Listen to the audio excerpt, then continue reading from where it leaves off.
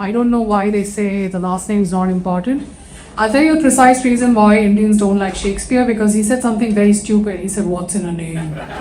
But in India, it's all about your name, especially your last name, because it tells you everything about my caste, my class, my region of origin, etc., etc.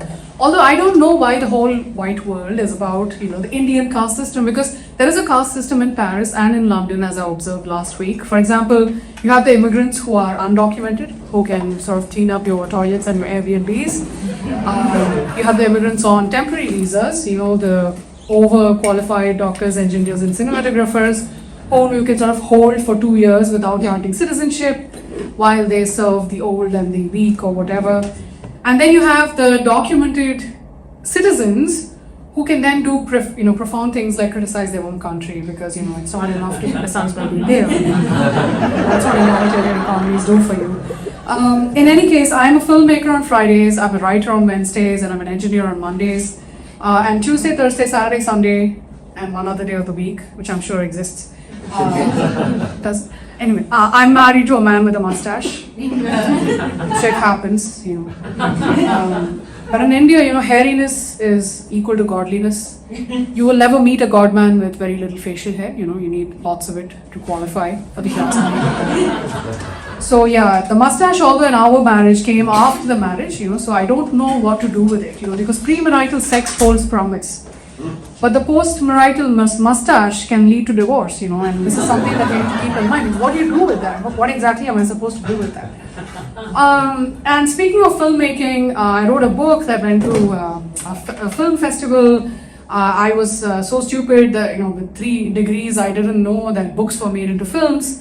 So when I heard that, I was shocked. I said, what? Books are made into film? What? And what was really exciting, however, is that somebody in Bollywood actually read books, right? That was the thing that shocked me, I think. Because if anyone knows the Indian film industry, it's filled with tropes that are actually true. They feed you these notions of love, love. Where a man, if he falls in love with you, will sort of sweep you off your feet. First of all, he'll be relieved because he's found someone who can cook for him for the rest of his life. After which he will sweep you off your feet, plant 2 inappropriate kisses, because they are inappropriate, because Indian film heroines tend to have orgasms when a man just looks at them. So the kiss is like, taking it too far, So, yeah, there's a lot of collective potential, he'd plant those 2 kisses, he would take you on a short flight through the rose garden and plant you firmly in his mama's kitchen, right? And say, "Mom, get out," because your wife has arrived. And I always thought that the way to a man's heart was through his stomach. This is what I've been schooled, from the very beginning. So when the pandemic happened and my husband was working from home and our 2 kids are at home, 7 and 3, and my parents are marooned with us because they cannot leave, the flights have been cancelled for 8+ months, that caused me to exit the kitchen in a hurry. Right? I never showed my face back in the kitchen. I don't know what those artists were about. I'm baking these days. I'm like, I'm not baking anything these days.